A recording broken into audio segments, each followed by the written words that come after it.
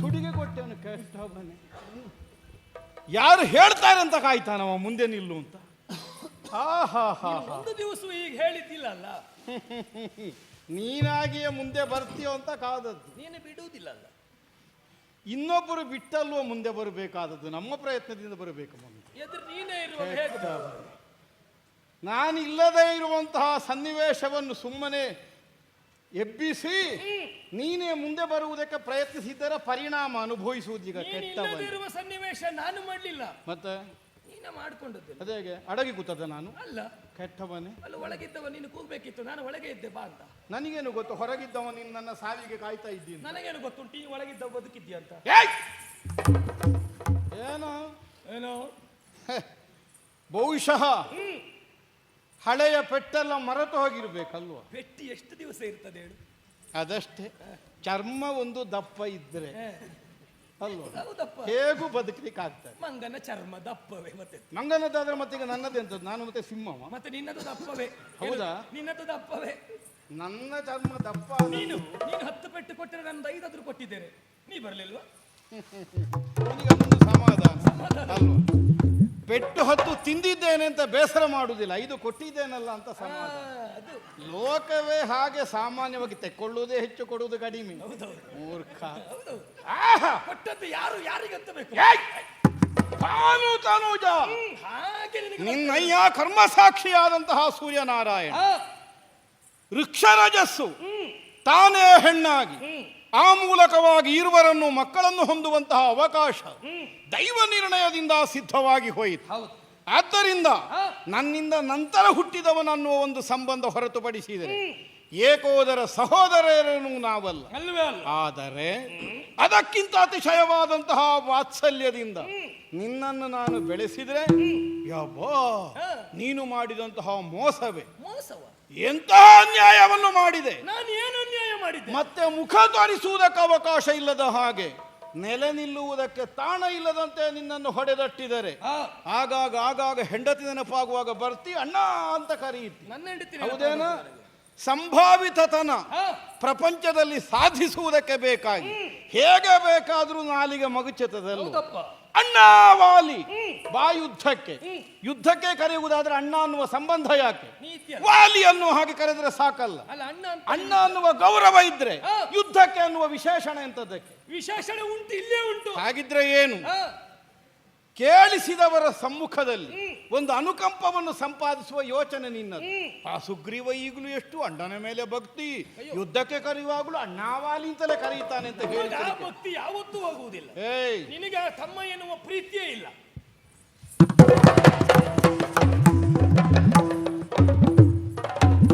ಬೇರೆ ಯಾರಾದ್ರೂ ಒಟ್ಟಿಗಿದ್ದಾರ ನೋಡುದು ನಾನು. ಯಾರು ಇಲ್ಲ. ಯಾಕೆ? ಇದ್ದಿದ್ರೆ ನನ್ನ ಹೆಂಡತಿ ಆದ್ರೂ ಜೊತೆಗೆ ಇರ್ತಿದ್ಲು, ಅವಳನ್ನು ನೀನು ಇಟ್ಕೊಂಡಿದ್ಯ. ಬಹುಶಃ ಹೆಂಡತಿ ಒಬ್ಬಳು ನಿನ್ನೊಟ್ಟಿಗೆ ಇರ್ತಿದ್ದೆ, ನೀನು ಊರಿನಲ್ಲಿ ಮುಖ ತೋರಿಸ್ತಿರ್ಲಿಲ್ಲ, ಎಲ್ಲಿಗೂ ಹೋಗಿ ಆಗ್ತಿತ್ತು ಅಲ್ವಾ?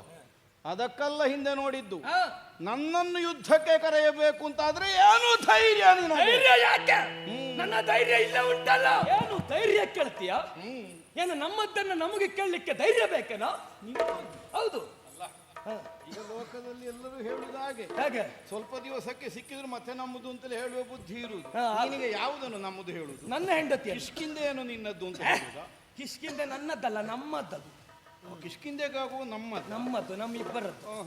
ನನ್ನದ್ದು ಅಂತ ಒಂದು ಉಂಟು. ಕಿಷ್ಕಿಂದೆ? ಹೌದು. ಎಂತದ್ದು? ನನ್ನ ಹೆಂಡತಿ ಇದ್ದಾಳೆ ರೂಮೆ. ನಿನ್ನ ಹೆಂಡತಿ ಆದ್ರೆ ನಿನ್ನೊಟ್ಟಿಗೆ ಇರುವುದಿಲ್ಲ ಅವಳು. ನೀನು ಇಟ್ಕೊಂಡು ಸತ್ತಿದ್ಯಲ್ಲ, ಆಮೇಲೆ ನಿನ್ನ ಹೆಂಡತಿ ಅಂತ ಹೇಳುವ ಕೆಲಸ ಎಂತದ? ಮತ್ತೆಂತದ್ದು? ಅಲ್ಲ, ನಾನು ಇಟ್ಟುಕೊಂಡಾಗಿದೆ ಅಲ್ಲ. ಅದ್ಯಾವುದಾದ್ರೆ ನನ್ನ ಜೊತೆಯಲ್ಲಿ ಇದ್ದವಳು ಬಂದುಕೊಂಡು ನಿನ್ನ ಹೆಂಡತಿ ಅಂತ ಬೇಕಾದ್ರೆ ನಿನ್ನ ಹಳೆ ಹೆಂಡತಿ ಹೇಳು. ಅದಾಗುದಿಲ್ಲ. ಹಳೆ ಹೆಂಡತಿ ಅಂತ ನೀನೇ ಆಡ್ಬೇಕು. ಅಲ್ಲ, ಹಳೆ ಕಾಲದಲ್ಲಿ ನಿನ್ನ ಹೆಂಡತಿ ಆಗಿದ್ದವು. ಯಾಕೆ ಕೇಳಿ? ನನಗೆ ನಿನ್ನ ಹೆಂಡತಿ ಹೊಸ ಹೆಂಡತಿ. ಅಲ್ಲ, ನೀನು ಬರುವಾಗ ಮತ್ತೆ ಸಿಕ್ಕಿದ್ದು. ನಿನಗಾದ್ರೆ ಈಗ ಹಳೆ ಹೆಂಡತಿ. ನೀನು ಬರುವಾಗ ನನ್ನ ಜೊತೆಗೆ ನಿನ್ನ ಹೆಂಡತಿ ಇದ್ದಿದ್ಲು. ಹೌದು. ಆಗ ನೀನ್ ಏನಂದೆ? ಏನ್ ಹೇಳಿದೆ? ನನ್ನ ಹೆಂಡತಿಯನ್ನು ಇಟ್ಟುಕೊಂಡವು ಅಂತ ಹೇಳಿಲ್ವಾ? ಹೌದೌದು. ಆವಾಗ ಆದ್ರೆ ನಿನ್ನ ಹೆಂಡತಿ ಅದು. ಹೌದು. ಈಗ ನನ್ನ ಹೆಂಡತಿ ಆಗುದಿಲ್ವಾ? ಅದಕ್ಕೆಲ್ಲೋ ನಿನ್ನನ್ನು ಹೊಡೆದಟ್ಟಿದ್ದು. ಅಟ್ಟಿದ್ದು ಅಲ್ವಾ? ಈಗಲೂ ನಾನು ಪೆಟ್ಟು ಕೊಡುದಕ್ಕೆ ಬಂದದ. ನಿನ್ನಾಗಿ ಕೇಳಲಿಕ್ಕೆ ಬರಲಿಲ್ಲ, ನನ್ನ ಹೆಂಡತಿಯನ್ನು ಕೊಡು ಅಂತ ಕೇಳಿದ ನಿನ್ನ ಹತ್ರ.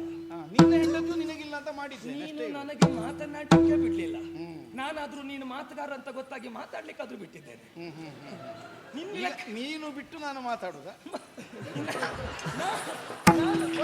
ಮಾತಾಡಲಿಕ್ಕೆ ಬಂದಿದ್ರೆ ನೀವು ಮಾತನಾಡ್ಲಿಕ್ಕೆ ಅವಕಾಶ ಇದೆ. ನಿನಗೆ ಮಾತಾಡ್ಲಿಕ್ಕೆ ಬಿಟ್ಟದಲ್ಲ, ಮಾತನಾಡುವಾಗ ಬಿಟ್ಟದ್ದು. ಏನು ಮಾತನಾಡುವಾಗ ಬಿಟ್ಟಿದ್ದು? ನೋಡು, ನೀನೇ ಮದುವೆ ಮಾಡಿಸಿದ್ದು. ಮದುವೆ ಮಾಡಿಸಿದ ನೀನೇ ತಮ್ಮನ ಹೆಂಡತಿಯನ್ನ ಮಗಳಂತೆ ಕಾಣಬೇಕಾದ ನೀನು ತನ್ನ ಅಂತಃಪುರಕ್ಕೆ ಸೇರಿಸಿಕೊಂಡಿದ್ಯಲ್ಲೋ, ಅವಳನ್ನ ಬಿಡುವುದಕ್ಕೆ ಮನಸ್ಸು ಬಾರದೆ ನನಗೂ ಅವಳನ್ನು ಬಿಟ್ಟಿರುವುದಕ್ಕೆ ಮನಸ್ಸು ಬರುವುದಿಲ್ಲ. ನಿನಗೂ ಬಿಡ್ಲಿಕ್ಕೆ ಮನಸ್ಸು ಬರುವುದಿಲ್ಲ ಅಂತ ಗೊತ್ತಾಗಿ ಬಂದದ್ದು. ಅಣ್ಣ, ಏನು ಸ್ವರ ದೊಡ್ಡದು?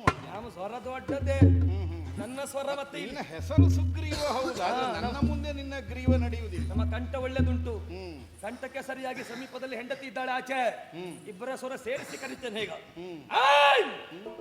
ಹೆಂಡತಿ ಕೂಡ ಕೊಡ 4 ದಿವಸ ನಿನ್ನ ಮನೆಯಲ್ಲಿ ಇರ್ಲಿ ಅಂತ ನೀನು ಬಿಟ್ಟು ಹೋದಂತ? ಬೇಡ ಬಿಡು ವಾಲಿ. ಈಗ ನೀನೇ 4 ದಿವಸಕ್ಕೆ ಇಟ್ಟು ಹೋದಂತ ಹೌದು ಅಂತ ಅಂದ್ರೆ ಬಂದು ಕೇಳುದು. ಸರಿ, ಹಾಗಾದ್ರೆ ಅದು ಬೇಡ ವಾಲಿ.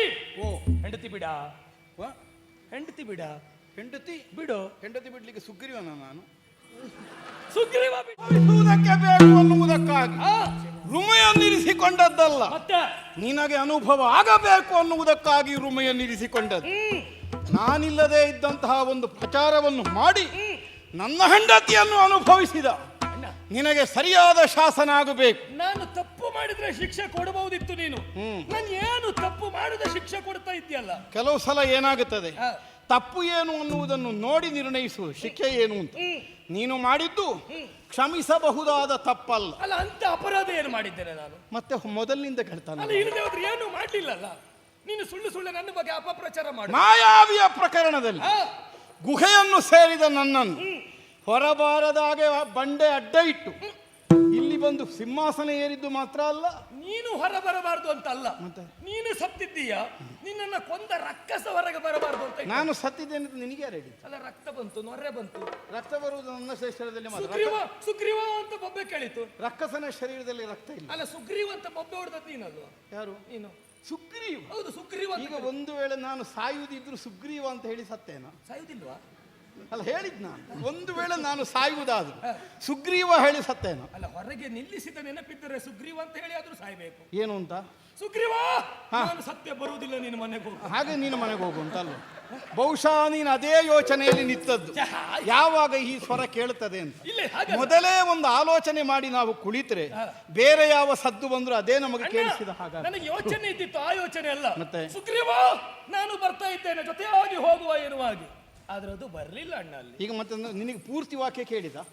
ಸುಗ್ರೀವ ಅಂತ ಮಾತ್ರ ಕೇಳಿದ, ಮತ್ತಿನ ವಾಕ್ಯ ಏನಾದ್ರು? ನೀನು ಸುಗ್ರೀವ ಅಂತ ಹೇಳುವಾಗ ರಕ್ಕಸರೆಲ್ಲ ಬೊಬ್ಬೆ ಆಗ್ತಾ ಇದ್ದಿದ್ದು, ಮತ್ತೆ ನಿನ್ನ ಸ್ವರ ಕೇಳಿಲ್ಲ, ರಕ್ಕಸರದ್ದು ಕೇಳಿತ್ತು. ಅದೇ ಒಂದು ಆಗ ನಿನ್ನ ಸ್ವರ ಅಡಗಿತ್ತು. ಒಂದು ಸುಳ್ಳು ಹೇಳಿದ ಅದನ್ನು ಸತ್ಯ ಮಾಡ್ಲಿಕ್ಕೆ 1000 ಸುಳ್ಳು ಹೇಳಬೇಕಾಗ್ತದೆ. ಇದು ಸುಳ್ಳ? ನೀನು ಗಳಿಗೆ ಒಂದೊಂದು ಮಾತನಾಡುವಗಳೇ ಗೊತ್ತಾಗ್ತದೆ ಎಲ್ಲ ನಿನ್ನದ್ದು ಇದು ಕಟ್ಟಿದ ಕಥೆ ಅಂತ. ಅಲ್ಲ, ಗಳಿಗೆ ಒಂದು ಪ್ರಕರಣ ಆಯ್ತಲ್ಲಿ. ಎಂತದ್ದು? ಒಮ್ಮೆ ನೀನು ಕೂಗಿದ್ದು, ಒಮ್ಮೆ ರಕ್ಕಸರು ಕೂಗಿದ್ದು. ಆಗುದೇನ? ಯಾವುದು? ಒಂದು ವೇಳೆ ರಕ್ಕಸನೇ ಬದುಕಿದ್ದು ಹೌದು, ನಾನು ಸತ್ತದ್ದು ಹೌದಾದ್ರು ಈಗ ನೀನಿರಿಸಿದ ಕಲ್ಲು ಸಾಕು ನಿನ್ನನ್ನು ರಕ್ಷಣೆ ಮಾಡಲಿಕ್ಕೆ. ನೀನು ಬರ್ಲಿಕ್ಕೆ ಕೆಲವು ಸಮಯ ಬೇಕಾಗ್ಲಿಲ್ವಾ? ಹೌದು. ಅದೇ ಹಾಗೆ ಅಲ್ಲ, ಹೇಳಿದ್ ನಾನು ಸಾಕು. ಈಗ ನೀನಿರಿಸಿದ ಕಲ್ಲು ಸಾಕಾಗ್ತದೆ? ಸ್ವಲ್ಪ ಮಟ್ಟಿಗಾದ್ರೂ ಸಾಕು. ಅಲ್ಲ, ಸ್ವಲ್ಪ ಮಟ್ಟಿಗಲ್ಲ, ಈಗ ಮತ್ತೆಂತದ್ದು ಕೆಲಸ ಮಾಡಿದ್ದಿ ಅಂತ. ಅವ ಅಲ್ಲಿಂದ ಹೊರಗೆ ಬರುವುದಕ್ಕೆ ಬಹಳಷ್ಟು ಸಮಯ ತೆಗೆದುಕೊಳ್ತಾನೆ. ಆ ಸಮಯದ ಒಳಗೆ ನಾನು ಕಿಷ್ಕಿಂಧೆಯನ್ನ ಸೇನೆಯವರನ್ನೆಲ್ಲ ಸಿದ್ಧಪಡಿಸಿ ಒಂದು ಪ್ರಯತ್ನ ಮಾಡ್ತಾ ಇದ್ದೆ.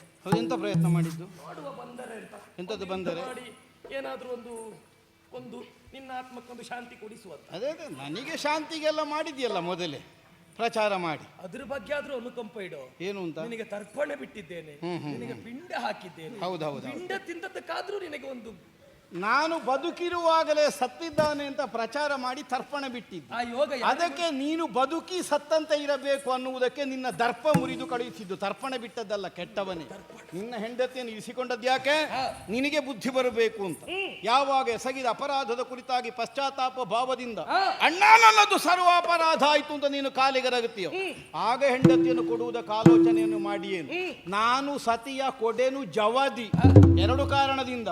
ಯುದ್ಧದಲ್ಲಿ ಪಡ್ಕೊಳ್ಳಿಕ್ಕೆ ನಿನಗಾಗುವುದಿಲ್ಲ, ಬೇಗನೆ ನಾನು ಕೊಡುವುದಿಲ್ಲ. ಆದ್ದರಿಂದ ಈ ಮೊದಲು ತಿಂದ ಪೆಟ್ಟನ್ನು ನೆನಪು ಮಾಡಿ ಆದ್ರೂ ಹಿಂದೆ ಹೋದ್ರೆ ನಿನ್ನ ಆಯುಷ್ಯಕ್ಕೆ ಒಳ್ಳೇದು, ಅಲ್ಲದಿದ್ರೆ ನಾಶ ಆಗಿ ಹೋಗಿ. ಏನು ಪೆಟ್ಟು ತಿಂದದ್ದೆಲ್ಲ ನೆನಪು ಮಾಡಿಸುವುದಾ? ಏನು ಆವತ್ತು ಪೆಟ್ಟು ತಿಂದು ಹೋದೆ ಎನ್ನುವಲ್ಲಿಗೆ ಏನು ಇವತ್ತು ಮತ್ತೆ ಪೆಟ್ಟು ತಿನ್ಲಿಕ್ಕೆ ಬಂದದ್ದಂತ? ನೋಡು, ಕಳೆದ ವರ್ಷ ಇಲ್ಲಿ ಸಿಕ್ಕಿದವ ನೀನು, ಆವಾಗ ಒಂದು ಮಾತನಾಡ್ಲಿಕ್ಕೂ ನಿನ್ನ ಎದುರುಗಡೆ ಅವಕಾಶ ಕೊಡ್ಲಿಲ್ಲ. ಯುದ್ಧಕ್ಕೆ ಕರೆದ ಹಾಗೆ ಒಳಗೆ ಕಳಿಸಿದ್ದೇನೆ. ಈ ವರ್ಷ ಮಾತನಾಡಿ ಆದರೂ ಗೆಲುವನ್ನು ಪಡೆಯಬೇಕೆನ್ನುವ ಹಾಗೆ ಬಂದಿದ್ದೇನೆ. ಒಳ್ಳೇದೊಳ್ಳೆ. ಹಾಗಿದ್ರೆ ನಿನಗೊಂದು ಮಾತಾಡಲಿಕ್ಕೆ ಸ್ವಲ್ಪ ಅವಕಾಶ ಕೊಡು. ಬರ ಮಾತಿಗೆ ಅಲ್ಲ, ಯಾಕೆಂದ್ರೆ ನೀನು ಬರುವ ವರ್ಷ ಇನ್ನು ಆಸೆ ಇಟ್ಟುಕೊಳ್ಳುವುದು. ಯಾ?